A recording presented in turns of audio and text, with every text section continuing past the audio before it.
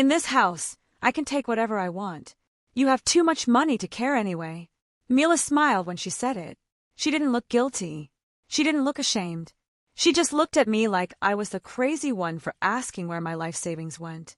And my mom, she just stood there by the kitchen island, sipping her morning coffee, and calmly told me not to make a scene.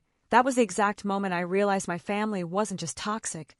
They were entirely broken, and I was the only one paying the price. Literally, let me back up so this makes sense. My name is Avery Caldwell. I am 31 years old, and up until that specific morning, I worked my fingers to the bone as an emergency veterinary nurse at the Riverside Animal Trauma Center in Denver, Colorado. If you have never worked in an animal ER, let me paint you a quick picture. It is 14-hour night shifts. It is the constant smell of bleach, blood, and fear. It is skipping bathroom breaks and eating stale snacks from a vending machine at 3 in the morning while trying to keep a hit-and-run dog stable. It is exhausting, heart-wrenching physical work. But it pays the bills, and with enough overtime, it pays well. For 3 long years, I had exactly one goal in my life, the Freedom Fund. That is what I called my savings account. I wanted to buy a small townhouse down by the river to finally escape my toxic household.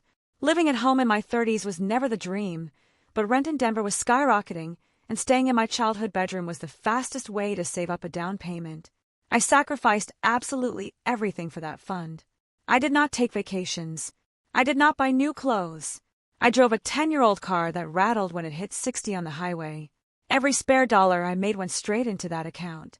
I carried the weight of my family's responsibilities on my shoulders, always acting as the dependable one who fixed everything. My sister, Mila, lived in a completely different reality. She is 26, but you would think she was a spoiled teenager with a blank check. Mila never held a job for more than a few months. She was constantly switching careers, trying out new fads, but ultimately living entirely off our mother's money. Her real full-time job was pretending to be rich and successful on Instagram, showing off a luxurious lifestyle she did not earn. She believed she was inherently entitled to the best of everything. How did she afford it? She didn't. Carolyn, our 56-year-old mother, did. Mom has spent Mila's entire life treating her like a fragile princess. Whenever I brought up the fact that Mila was a grown woman leeching off her, Mom would snap at me. She always defended Mila, claiming her younger daughter was just trying to find herself. She constantly justified her blatant favoritism by calling it a mother's love. Mila never faced a single consequence in her life, and because of that, she never feared doing whatever she wanted. She knew she had a permanent safety net. I tried to keep my head down. I told myself it was only temporary. Just a little longer, just a few more exhausting night shifts, and I would hit my goal. I was so close to having enough for a 20% down payment and an emergency fund. But looking back, there were warning signs. I just chose to ignore them because the truth was too ugly to face. It started a few months ago. I began noticing small amounts of money mysteriously disappearing from my checking account. Nothing massive at first. A couple of $100 here and there. I thought I was losing my mind. I work grueling night shifts, my sleep schedule is a mess, and I am always exhausted. I figured I had just forgotten about a grocery run or an auto-pay bill. But when it kept happening, I finally brought it up at the dinner table. Hey, do either of you know if my card is linked to any of the household accounts? Some money is missing, I asked. Mila didn't even look up from her phone. Mom just waved her hand dismissively. The bank probably just made a mistake, she said, cutting off the conversation. That I should have called the bank right then. I should have frozen my accounts. But this was my family. You do not naturally assume your own flesh and blood is skimming your hard-earned cash. So, I brushed it off and let it go. That was my fatal mistake. Then came the morning that destroyed my entire world. It was a Tuesday. I had just finished a brutal 14-hour shift. We had 3 back-to-back emergency surgeries, and I was covered in sweat and dog hair. My feet throbbed, and all I wanted was a hot shower and 8 hours of uninterrupted sleep. I walked quietly into the house so I wouldn't wake anyone and sat heavily on the edge of my bed. Before I went to sleep, I always checked my Freedom Fund. It was my daily ritual. Seeing that number grow was the only thing that kept me sane. I opened the banking app on my phone. The screen refreshed. I blinked. My brain, clouded by sleep deprivation, could not process the numbers. The day before, that account held tens of thousands of dollars. Now it was empty. Panic, cold and sharp, hit my chest like a physical blow.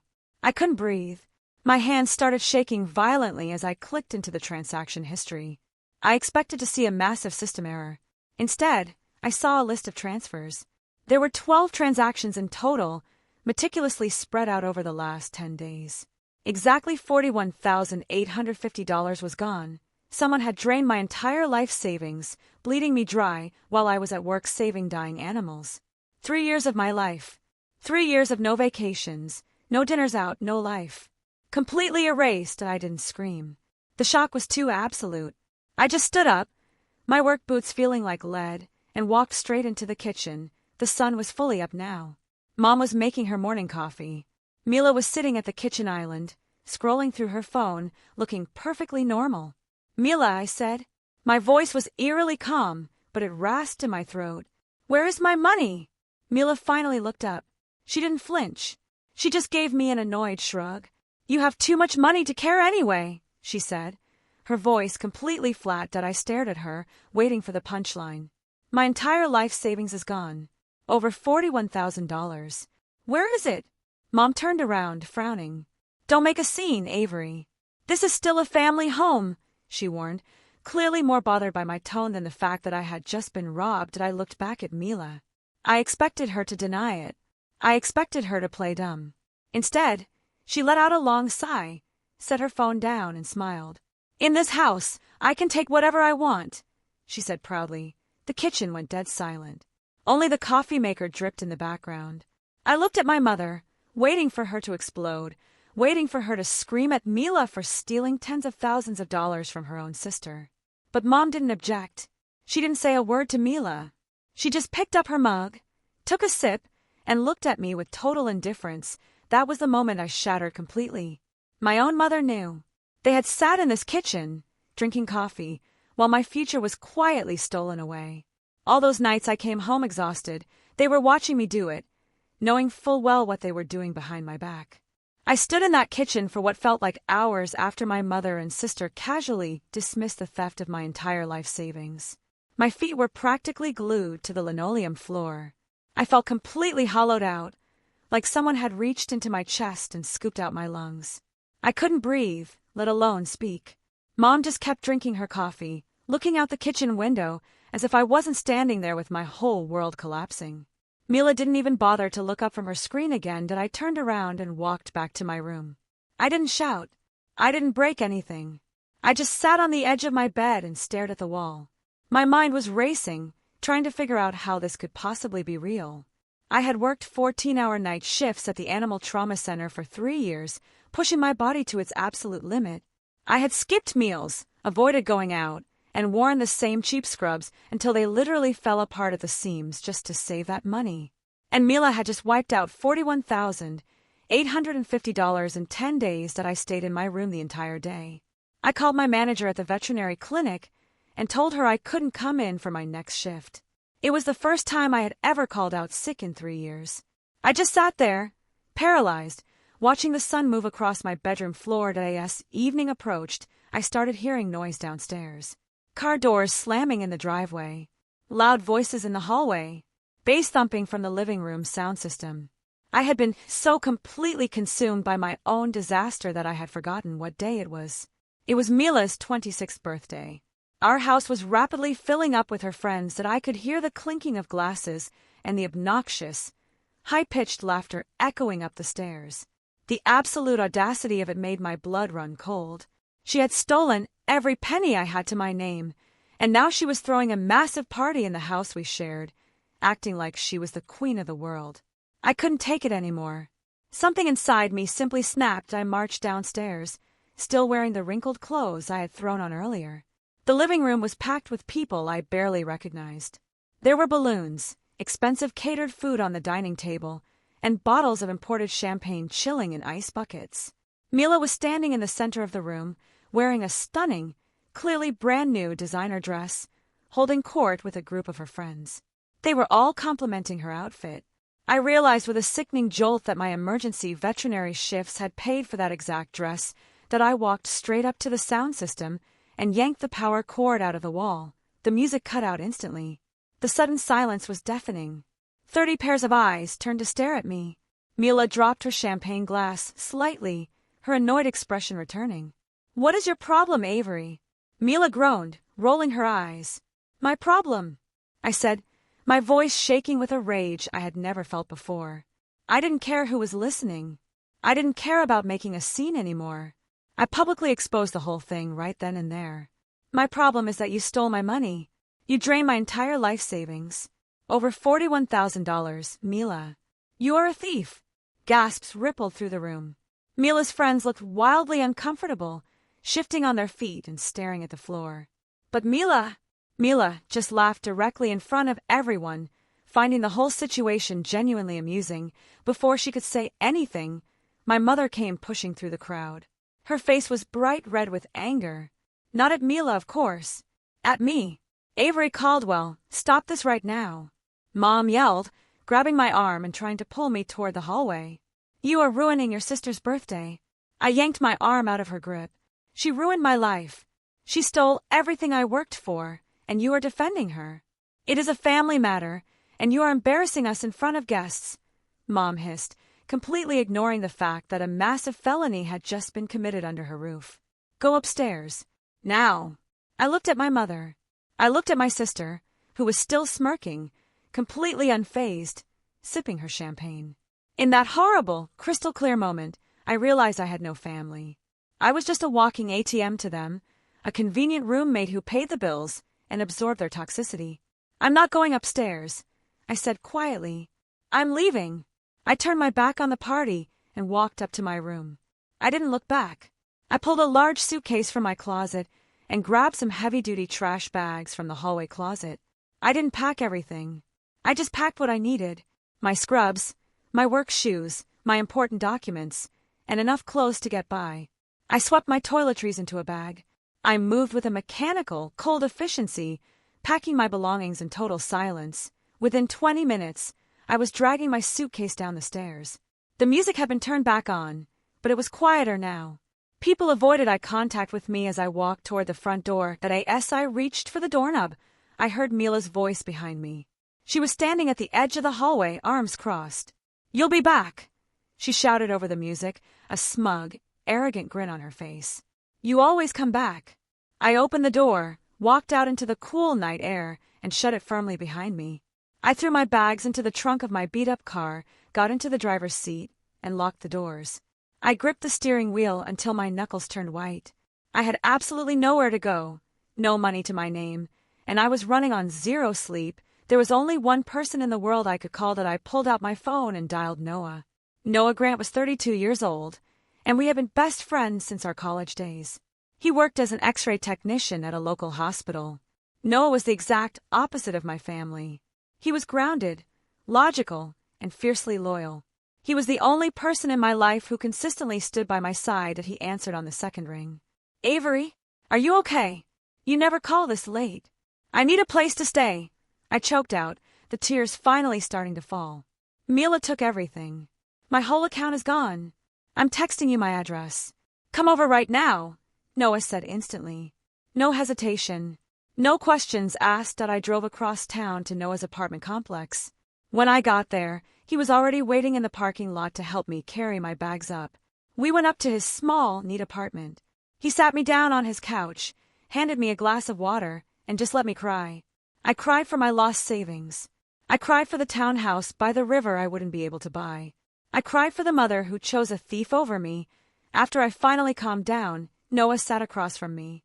His face was deadly serious. He didn't offer empty platitudes. He leaned forward and asked the one logical question that changed the entire trajectory of this nightmare. "Avery," Noah said slowly, "think about this for a second. How exactly did your sister transfer the money?" I blinked, wiping my eyes. "What do you mean?" "She just took it. Bank accounts aren't cookie jars," Noah pointed out, his analytical mind kicking into gear. "You had tens of thousands of dollars in there. You can't just move that kind of money without passing through security walls. Did she have your phone? Did she steal your password?" I shook my head.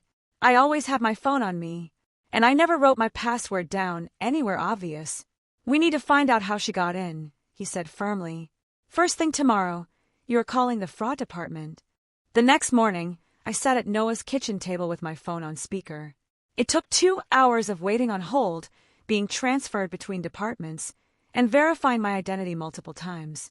Finally, I got connected to a senior fraud investigator at my bank. I explained the situation, that $41,000 had been moved out of my account without my authorization.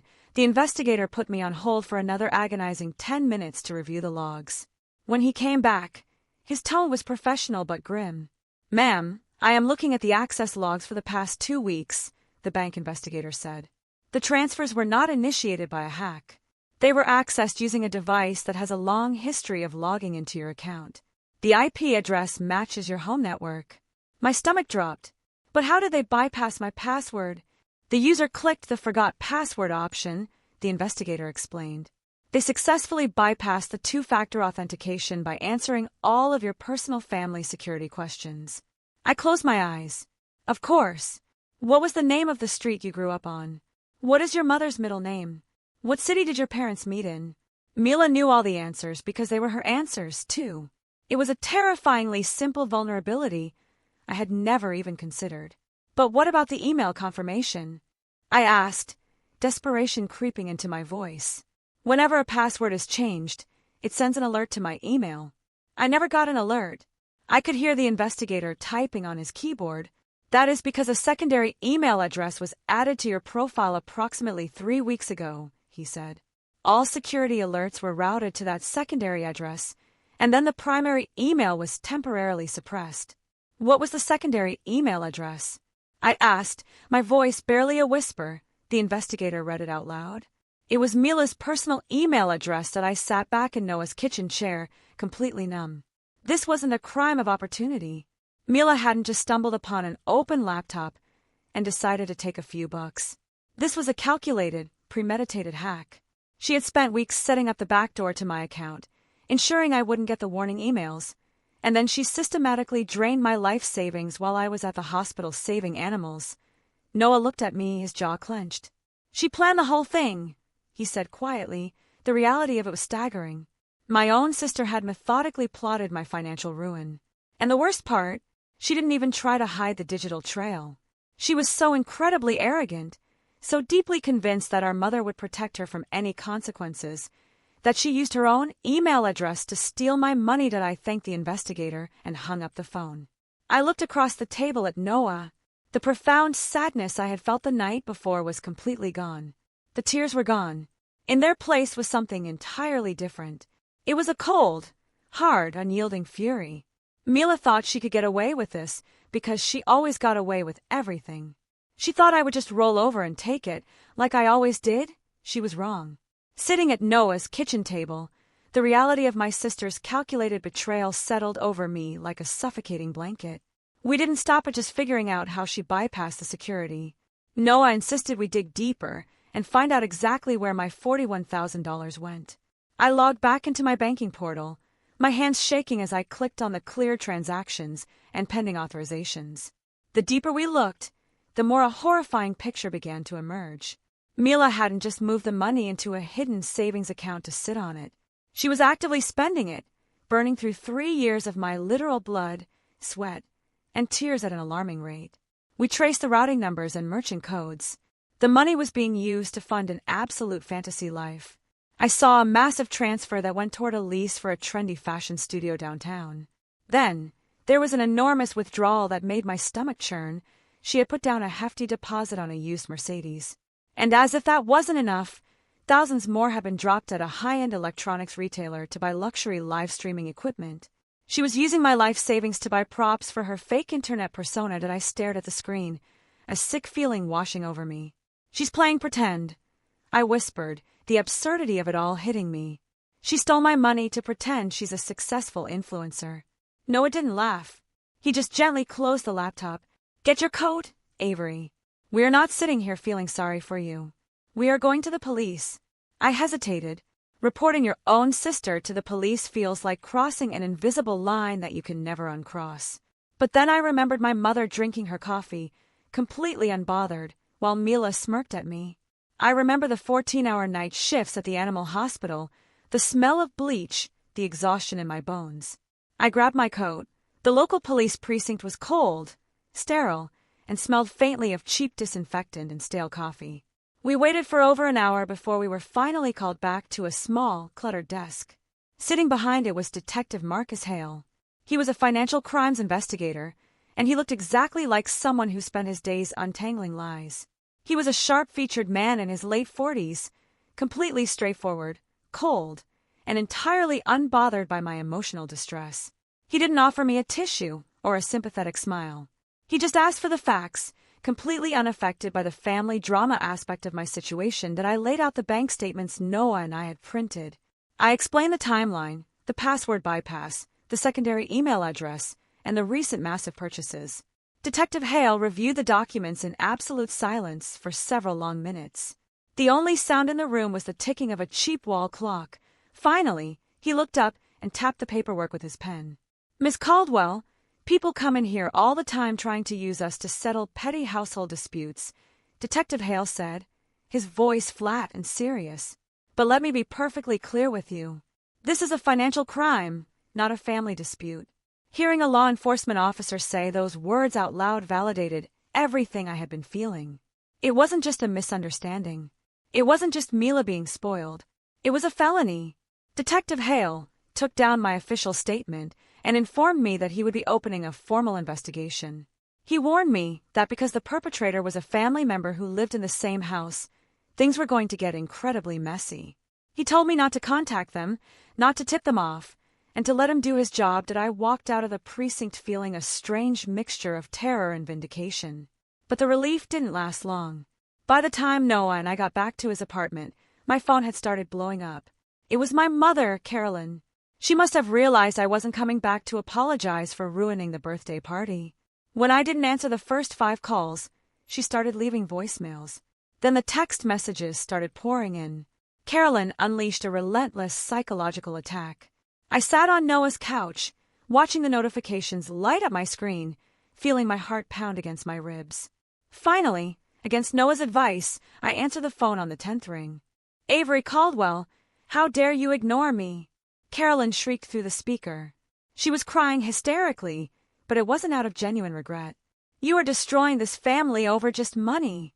I closed my eyes, pinching the bridge of my nose. "Mom, it is not just money. It is $41,000. It is my house. It is 3 years of my life." She didn't care. She immediately started shifting the blame, aggressively turning the situation around to make me the villain. Mila was just borrowing it to get her business off the ground. If you had just supported her instead of being so selfish and secretive with your savings, she wouldn't have had to do this. You are trying to ruin her life. She stole from me, Mom. She hacked my bank account. "And you are tearing us apart," she screamed back. "If you go to the police, Avery, you are dead to me. Do you hear me? Dead to me." I hung up the phone. My hands were shaking so badly I almost dropped the device. My own mother was willing to disown me to protect a thief. The realization was a heavy, suffocating weight on my chest. I felt a profound sense of isolation, but also a hardening resolve. There was nothing left to save in that relationship. That an hour later, as I was staring blankly at the television screen in Noah's living room, my phone buzzed again. I expected another frantic, guilt-tripping message from my mother. But this time, the name on the screen was Mila's. I opened the message. Mila, clearly emboldened by our mother's fierce defense and completely oblivious to the real-world consequences of her actions, had decided to reach out. She was annoyed that I was still making a fuss. The text message was short, arrogant, and casually dismissive. "You are making a huge deal out of money," Mila wrote as I stared at the glowing letters. She had just put it in writing. In her twisted, entitled mind, she probably thought she was putting me in my place, reminding me that wealth was meant to be shared with her. But what she had actually done was hand me the exact piece of evidence I needed. This casual text message instantly became a crucial piece of evidence. It was an unintentional confession, directly acknowledging the theft without an ounce of remorse. Noah leaned over my shoulder and read the text. A slow, grim smile spread across his face. "Send a screenshot of that to Detective Hale right now," he said. I took the screenshot and emailed it directly to the detective's official address. The trap was starting to close. Mila thought she was untouchable because she lived in a house where the rules didn't apply to her. She thought Carolyn could shield her from the rest of the world, just like she always had. But the real world doesn't care about a mother's blind favoritism, and the real world certainly doesn't care about an influencer's fabricated lifestyle. The wheels of justice were finally turning, and my sister had absolutely no idea what was coming for her. The next morning, I sat at Noah's small kitchen island, staring a hole through my phone. Sending that screenshot of Mila's text message to Detective Hale felt like pulling the pin on a grenade and waiting for the explosion. I had barely slept. Every time I closed my eyes, I just saw the balance of my savings account sitting at zero. 3 years of grueling 14-hour night shifts, 3 years of my life, completely erased so my sister could pretend to be a wealthy influencer.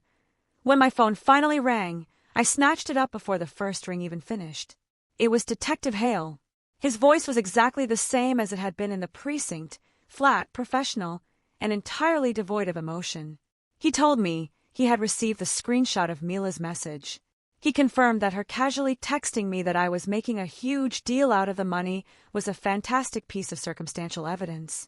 But, as he quickly pointed out, circumstantial evidence alone doesn't secure a felony conviction for wire fraud and grand theft. Hale explained the harsh reality of prosecuting financial crimes that happen within a shared household. He told me that because we all lived under the same roof, Mila's defense attorney could easily argue that the devices were shared, or that I had left myself logged in, or that my mother had authorized the transfers. To make the charges stick, the police needed hard, undeniable proof. They needed the digital footprints, the IP logs matching specific MAC addresses, and most importantly, they needed the physical hardware Mila used to execute the transfers. If Mila caught wind that the police were formally investigating her, she could easily wipe her laptop's hard drive, smash her phone, or throw the devices into the river. They needed to catch her red-handed, with the devices active and unencrypted. That was when Detective Hale laid out a plan to catch my sister in the act. It was a plan that made my stomach twist into painful knots, but I knew it was the only way I was ever going to see justice, let alone my money. Hale suggested that I go back to the house. He told me to play the part of the defeated, broken daughter. I was to pretend that I had cooled off, accepted my fate, and was just returning to pack up the rest of my belongings. The entire purpose of this agonizing charade was to keep them distracted and ensure they were both inside the house. While I was inside keeping my mother and sister occupied, Hale and his team would be quietly pulling up to the property with a judge-signed search warrant. Noah was completely against it at first. He stood in his kitchen, pouring me a cup of coffee, shaking his head. He didn't want me walking back into that toxic environment alone. He knew exactly how manipulative my mother could be and how quickly Mila could get under my skin. But I looked Noah in the eye and told him I had to do this. I was an emergency veterinary nurse.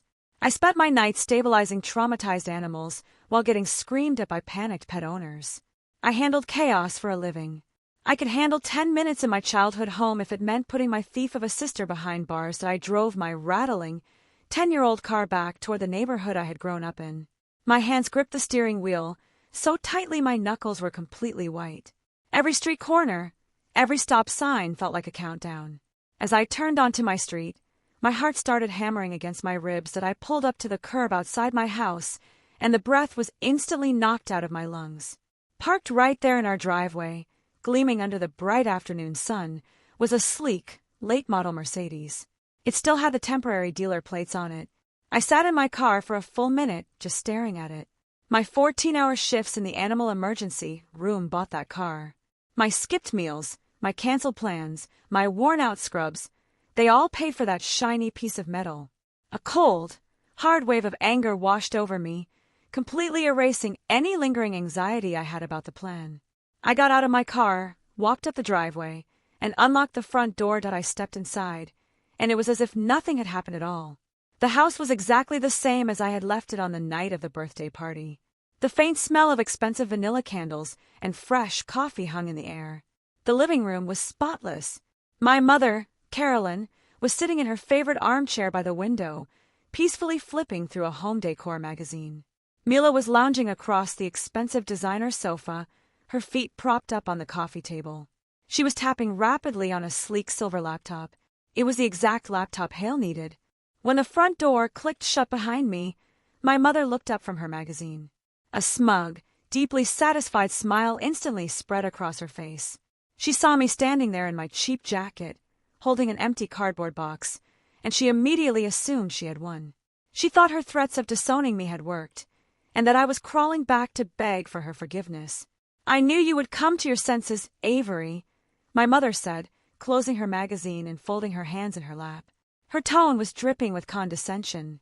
"You were acting completely hysterical the other night. You embarrassed this entire family in front of Mila's friends. I hope you spent the last 2 days reflecting on your behavior, and I expect you to apologize to your sister." I kept my head down, staring at the hardwood floor, playing my part perfectly. I walked slowly toward the hallway closet. "I'm just here to get my winter coats and some shoes," I said quietly, forcing my voice to sound defeated. Mila didn't even bother to close her laptop. She remained completely arrogant, barely acknowledging my presence in the room. She just scoffed, rolling her eyes as she continued to type out whatever fake social media post she was working on. "Honestly, Avery, you are always so dramatic," Mila muttered without looking away from her screen. Then I opened the closet and started pulling my coats off the hangers, tossing them into the cardboard box. My ears were straining, listening desperately for the sound of heavy tires pulling up to the curb outside. I needed to keep them engaged. I needed to ensure Mila kept that laptop open and unlocked until the police walked through the front door. That I stopped packing, took a deep breath, and turned around to face the living room. I looked directly at my sister, who was currently funding her luxurious life with my stolen future. I needed to ask her one final time, clearly and directly, to keep her talking. "I just want to know one last thing before I leave, Mila," I asked, my voice steady and completely serious. "Did you take the money?" Mila finally stopped typing. She let out a long, exaggerated sigh, as if I was deeply inconveniencing her by bringing up the $41,000 she had stolen from me. She looked up at me with those cold, entitled eyes. There wasn't a single shred of guilt on her face. She just looked profoundly annoyed. "If you aren't using it, I will use it," Mila replied bluntly, her voice echoing in the quiet living room. "It was just sitting in an account doing absolutely nothing. Avery, I am actually putting it to good use. I have a brand to build." I stood perfectly still, letting her horrific, entitled words hang in the air.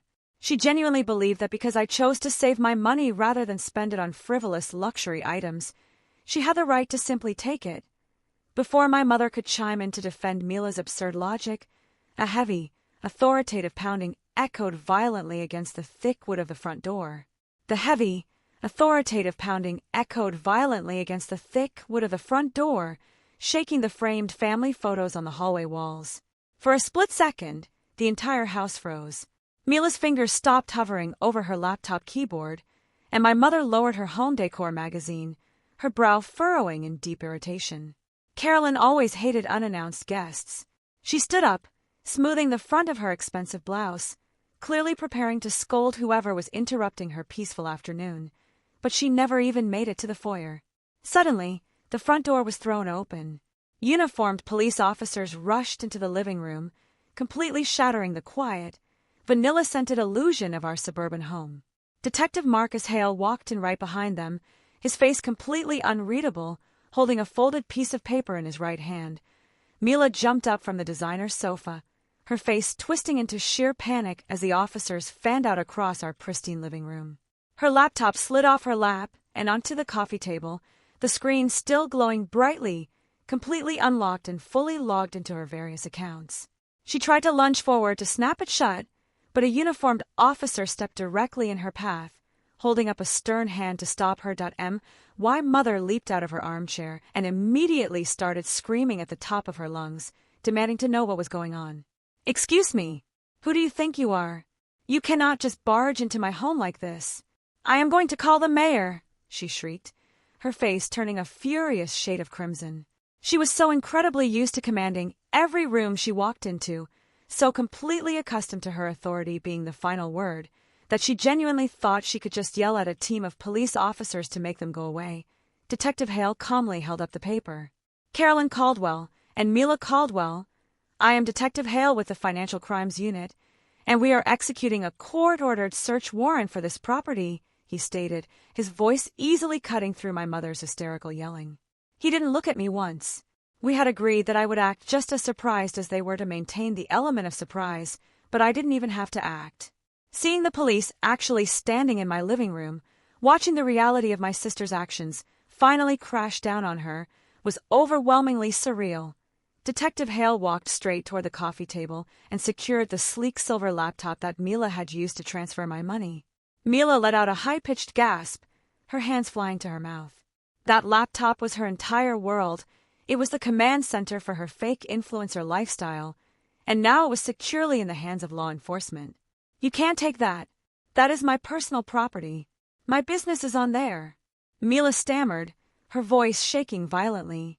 All of the arrogant, smug confidence she had displayed just 5 minutes earlier had completely evaporated. "Actually, ma'am, we have reason to believe the purchase of this device was funded by stolen assets," Hale replied coldly, bagging the laptop. Other officers began searching the house, quickly finding banking documents and account papers scattered in the home office down the hall. They were moving efficiently, opening drawers and pulling out filing cabinets. My mother was still shouting, aggressively threatening lawsuits and demanding badge numbers, desperately trying to construct a wall of noise to protect her golden child. I just stood quietly by the hallway closet, my hands gripping the cardboard box of my coats, watching my family's entire facade crumble in real time. Then, an officer walked out of the study holding a small piece of paper. It was my handwritten password, and he had found it stashed inside my mother's desk drawer. The officer handed the slip of paper to Detective Hale.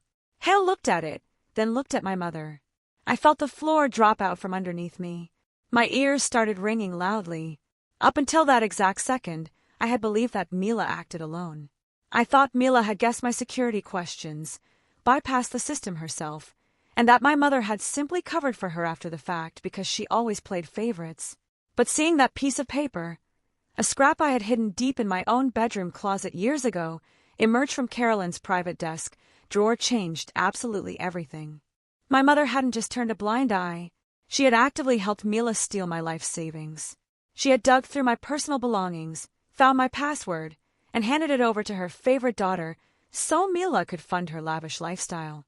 "Care to explain why the victim's private banking credentials were hidden in your personal desk, Mrs. Caldwell?" Hale asked, his eyes narrowing as he held up the evidence bag containing the slip of paper. My mother's mouth opened and closed, but no sound came out. The aggressive, domineering matriarch suddenly had absolutely nothing to say. She looked at the paper, then she looked at me, her eyes wide with a sudden, terrifying realization that she was caught in a massive federal crime. Mila saw our mother freeze, and the sheer terror of the situation finally broke her. The walls were closing in, the evidence was piling up on the dining table, and the police were entirely unfazed by their usual manipulative tactics. Backed into a corner, Mila hysterically pointed at our mother and screamed. Mom said it was fine. The entire room went dead silent at that exact moment. Even the police officers stopped what they were doing and turned to look at the two women. Mila, in a desperate, selfish bid to save her own skin, had instantly thrown the mother who had protected her for her entire life directly under the bus. She gave me the password. Mila continued to sob loudly, tears streaming down her face, ruining her expensive makeup. She told me Avery wouldn't notice. She said Avery was too busy at the hospital and we could just pay it back later. It was her idea. Detective Hale slowly turned around and locked his eyes on my mother. Carolyn looked as if she had just been physically struck. The daughter she had coddled, financed, and ruined her relationship with me had betrayed her without a single second of hesitation. "Is that so?" Hale asked quietly. He didn't need an answer. The dynamic in the room told him everything he needed to know. He gestured to one of the uniformed officers. The officer stepped forward, grabbed Mila by the arm, and spun her around. For the first time in her entire life, Mila realized no one was going to save her as the heavy metal handcuffs clicked around her wrists.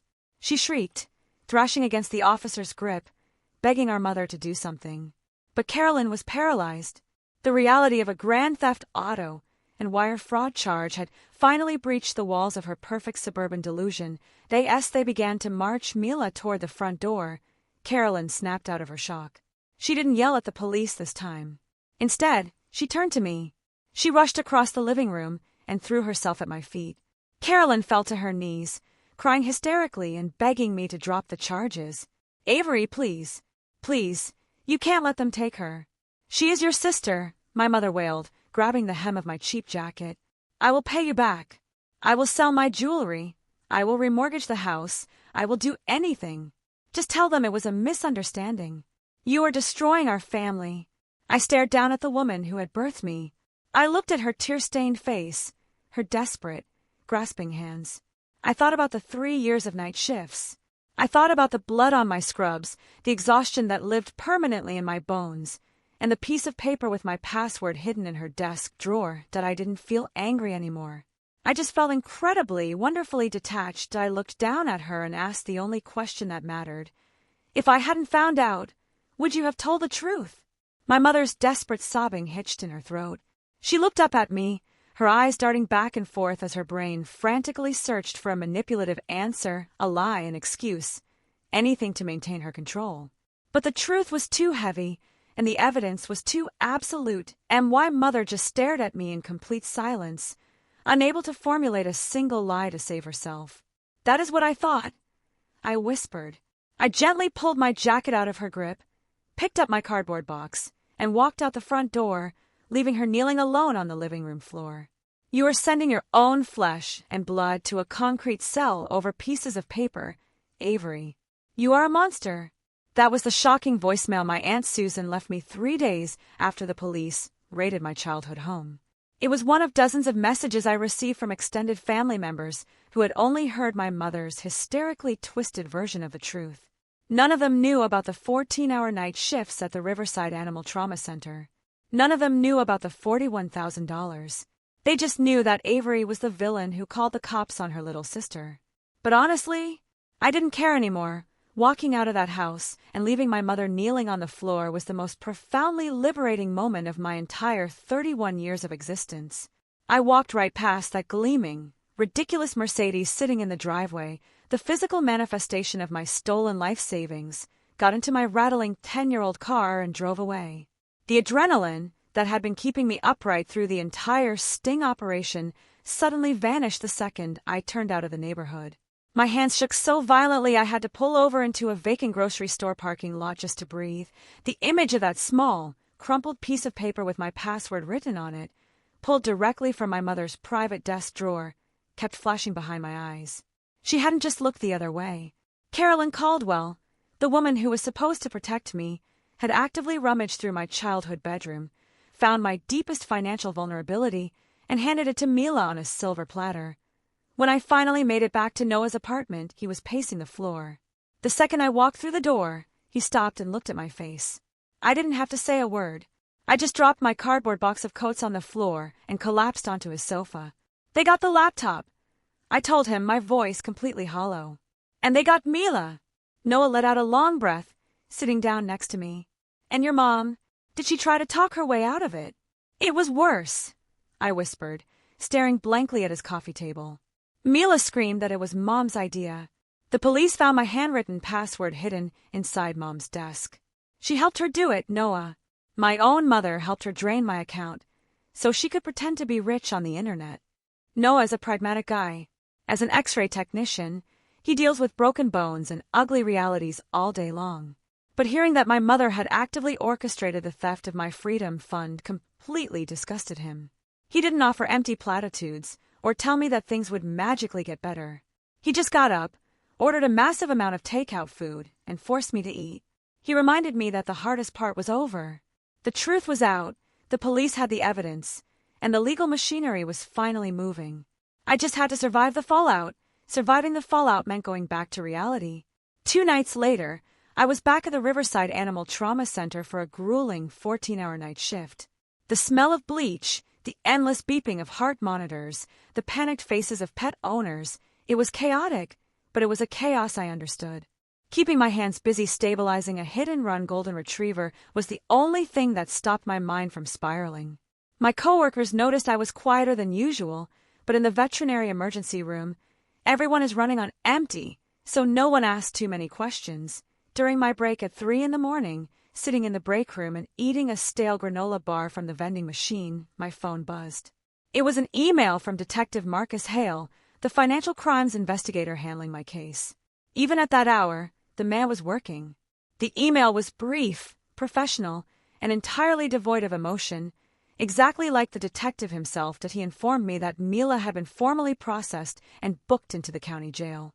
She had spent a full 24 hours in a concrete holding cell before Carolyn could scrape together enough cash to post her bail. Hale also confirmed exactly what I had suspected. The second Mila was put in an interrogation room, her arrogant, influencer persona completely collapsed. Faced with the terrifying reality of federal wire fraud charges, she sang like a canary. She placed the entirety of the blame squarely on our mother's shoulders, claiming Carolyn had forced the password on her and encouraged her to take the money because I didn't need it. Reading that email in the flickering fluorescent light of the hospital break room, I felt a grim sense of satisfaction. My mother had spent 26 years fiercely protecting Mila, shielding her from every consequence and indulging her every selfish whim. And the absolute second Mila faced a real-world consequence, she threw Carolyn to the wolves without a single second of hesitation. It was the ultimate, tragic irony, but the legal battle was just beginning, and it was going to be incredibly expensive for them. Because this was a clear-cut case of grand theft and wire fraud with undeniable digital evidence, the district attorney picked up the case immediately. Mila wasn't just dealing with me anymore. She was dealing with the state of Colorado to keep Mila out of a state penitentiary. Her defense attorney told Carolyn they needed to show the judge immediate, good-faith restitution. They needed to pay me back the entire amount before the trial even started, hoping it would secure a plea deal and potentially limit Mila's punishment to probation and mandatory restitution. But there was a massive problem. Mila had already spent a huge chunk of it on non-refundable deposits for her fake lifestyle, the trendy fashion studio lease, the high-end live streaming equipment, and the down payment on the Mercedes. The money was gone, vanished into the ether of internet clout chasing. So Carolyn had to pay for it. This was where my mother's carefully constructed suburban illusion violently shattered. Carolyn had always prided herself on being the wealthiest, most put-together woman in our neighborhood. She thrived on the envy of her neighbors. But you cannot quietly come up with tens of thousands of dollars in criminal restitution overnight. First, the shiny new Mercedes disappeared from the driveway. The dealership repossessed it after the police flagged the down payment as stolen funds. The neighbors definitely noticed that. Then, Carolyn was forced to list her own pristine, luxury vehicle for sale, downgrading to a cheap, used car just to free up cash.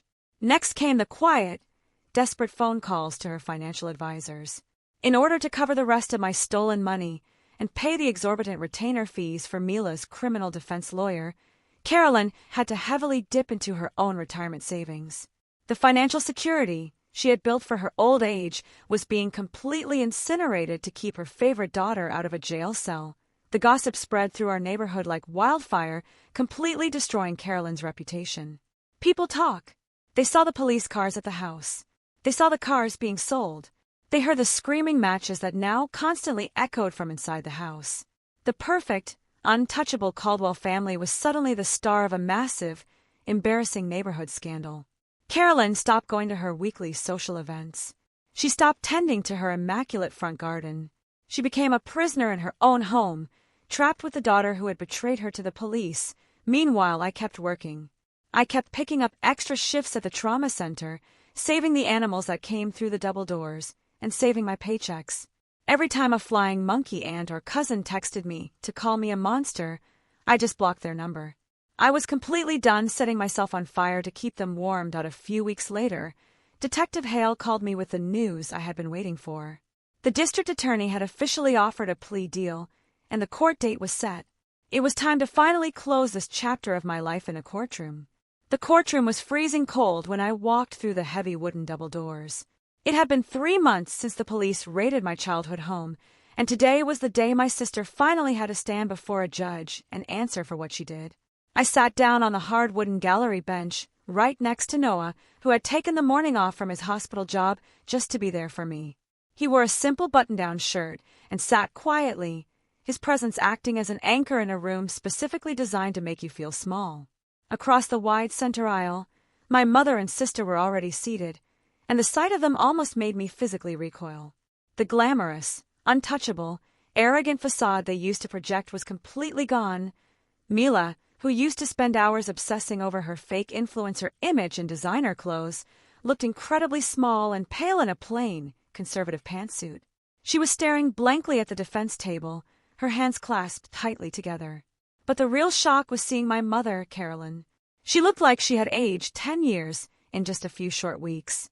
Her expensive, perfectly styled hair was flat, and the arrogant, commanding posture she always carried was completely broken. She had lost almost everything trying to protect her favorite child. I already knew the grim details of her financial ruin because my extended family, the few who still spoke to me, wouldn't stop complaining about the mess she had created. In order to keep Mila out of a state penitentiary, the defense lawyer demanded they show up to court with a massive cashier's check to cover the immediate restitution. Carolyn had been forced to sell her own luxury vehicle and heavily withdraw from her retirement savings just to scrape the cash together. She had burned her own future to the ground to pay for Mila's crimes. On top of that, her pristine reputation in the neighborhood was completely destroyed. Everyone in our suburban cul-de-sac knew that the Caldwell family was drowning in a massive criminal scandal. The perfect mother routine she had aggressively maintained for decades was dead and buried. When the judge finally walked in and called our case, Mila stood up. Her hands were shaking violently as she walked to the defendant's table with her incredibly expensive lawyer, whose exorbitant hourly fees were actively eating away whatever was left of my mother's life savings. The district attorney stood up and read the formal charges out loud for the public record. Grand theft and wire fraud. Hearing those heavy, serious legal terms spoken in a quiet courtroom made the terrifying reality of the situation fully sink in. The judge looked down at Mila from his elevated bench, peering over his reading glasses, and asked her how she plead. Mila's voice cracked, sounding like a frightened child rather than the arrogant 26-year-old who had laughed in my face. "Guilty, Your Honor," she whispered, the words echoing faintly against the wood-paneled walls. There was no drawn-out trial. The digital evidence we had collected, combined with the fact that Mila had hysterically confessed and thrown our mother under the bus the absolute second she was arrested, meant they had absolutely no viable defense strategy. The district attorney laid out the terms of the plea deal they had negotiated behind closed doors. Because Mila was a first-time offender and Carolyn had managed to bring a certified check for the full stolen amount of $41,850, the state was willing to suspend the mandatory prison sentence. However, Mila did not walk away free. The judge sentenced her to 3 full years of strict probation. He looked directly at her and sternly read the specific conditions of her release. She was legally ordered to pay back the full restitution, which my mother was currently covering for her, and she was permanently banned from ever accessing any financial accounts belonging to another person. Furthermore, she had to check in with a probation officer every single month, maintain a legal, verifiable job, and submit to random financial audits. If she violated her probation in any way, she would immediately be sent to a state correctional facility for 5 years that I watched Mila nod weakly, tears streaming down her face, ruining the minimal makeup she had applied. She had always lived in a fantasy world where her actions had zero consequences because Carolyn always bought her way out of trouble. But you cannot simply buy your way out of a felony record. That wire fraud conviction would follow her for the rest of her natural life. It would show up on every background check, every job application, and every apartment lease she ever filled out. The glamorous, wealthy lifestyle she thought she fundamentally deserved was officially over before it even had a chance to begin. After the judge aggressively banged his gavel and formally dismissed the court, I walked out into the busy main hallway with Noah. We had to stop by the court clerk's office on the first floor to officially sign the required paperwork to receive my restitution check. While we were waiting in the long, echoing corridor, the heavy courtroom doors swung open, and my mother walked out with Mila trailing closely behind her. They stopped dead in their tracks when they saw me standing by the water fountain. Mila didn't say a single word. She just kept her head down, staring intently at the polished marble floor, utterly humiliated and completely broken. But Carolyn couldn't help herself. Even after everything that had happened, even after her golden child had betrayed her to the police to save her own skin, my mother still desperately needed to have the last word. She walked over to me, her eyes red, puffy, and burning with a toxic mixture of grief and anger. "Are you happy now, Avery?" Carolyn asked, her voice trembling with bitter resentment. "You got your money back. You completely ruined your sister's life, and you destroyed this family. I hope it was worth it." I looked at the woman who had secretly searched my childhood bedroom, found my handwritten password hidden in a closet, and handed my entire life savings directly to a thief.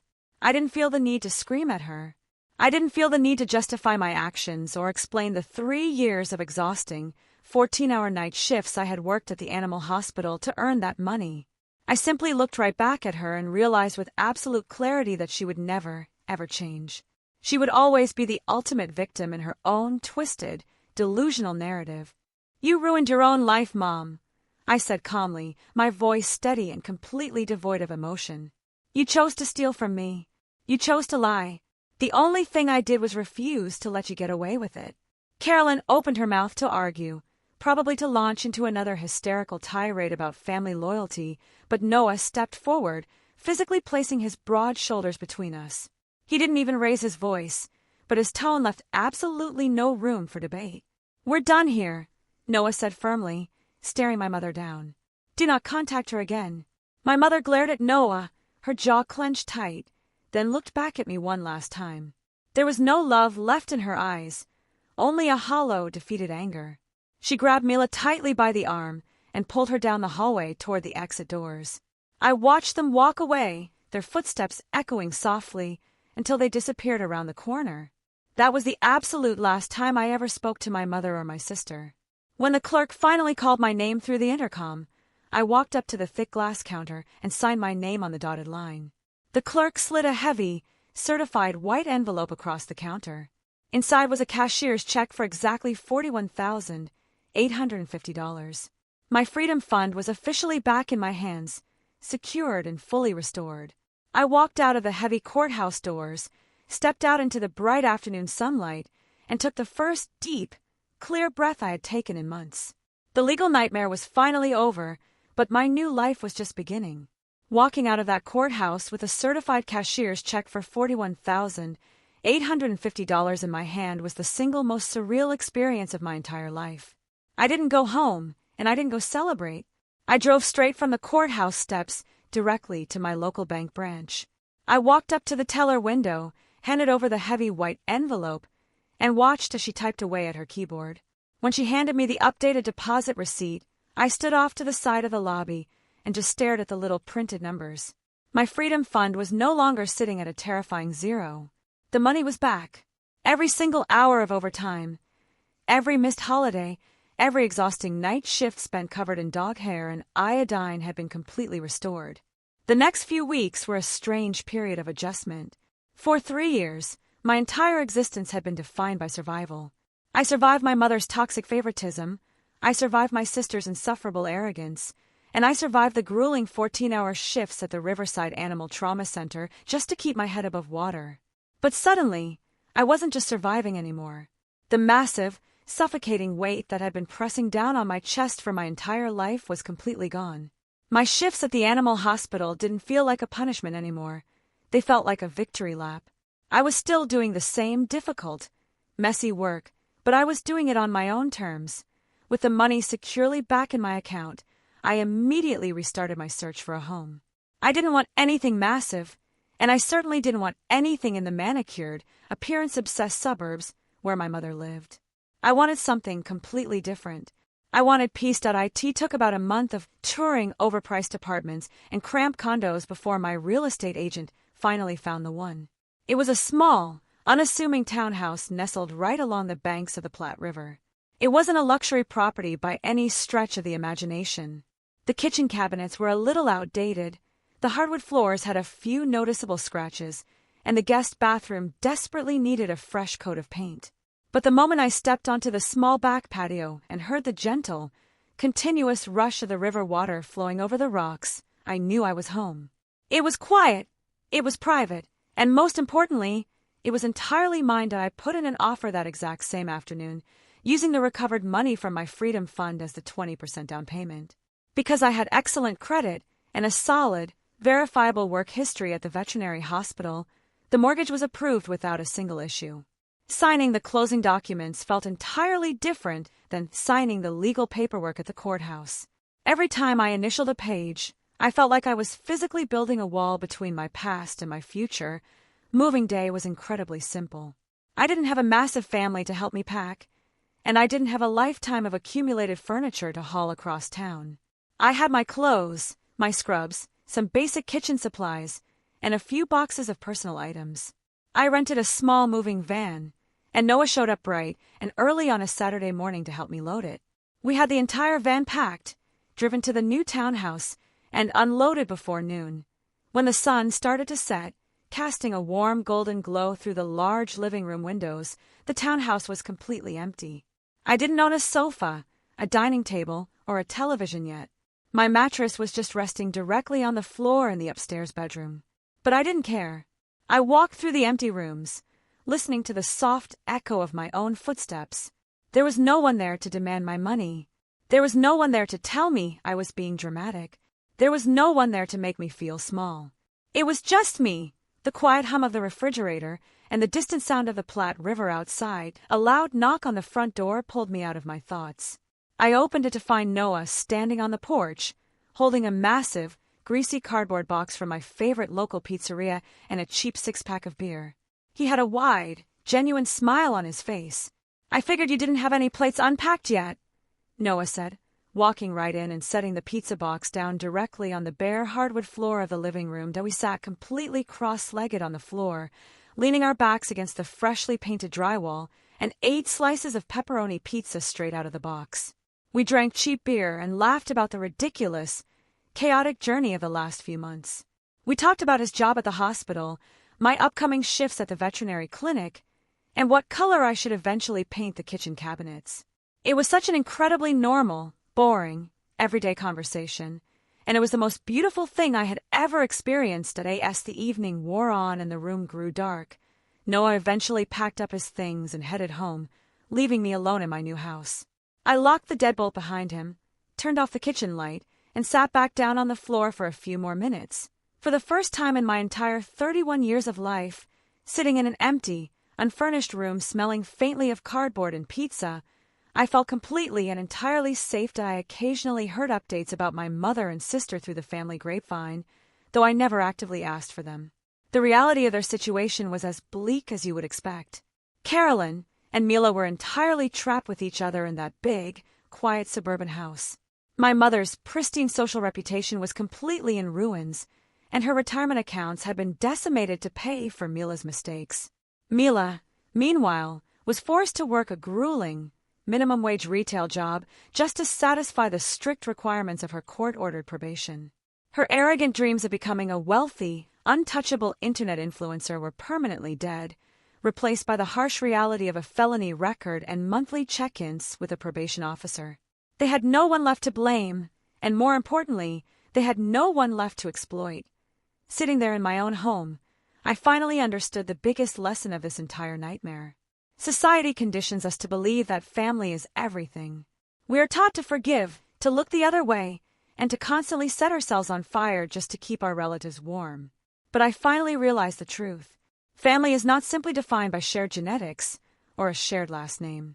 And it is absolutely not a place where you are supposed to be manipulated, drained, and exploited.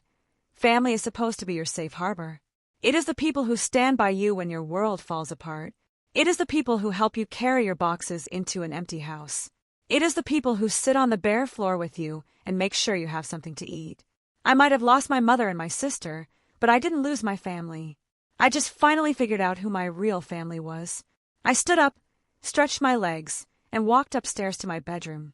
Tomorrow, I had a 14-hour shift at the trauma center. I was going to be covered in dog hair, smell like bleach, and run on too much coffee. And I couldn't wait, because tomorrow, for the first time in my life, I was waking up free.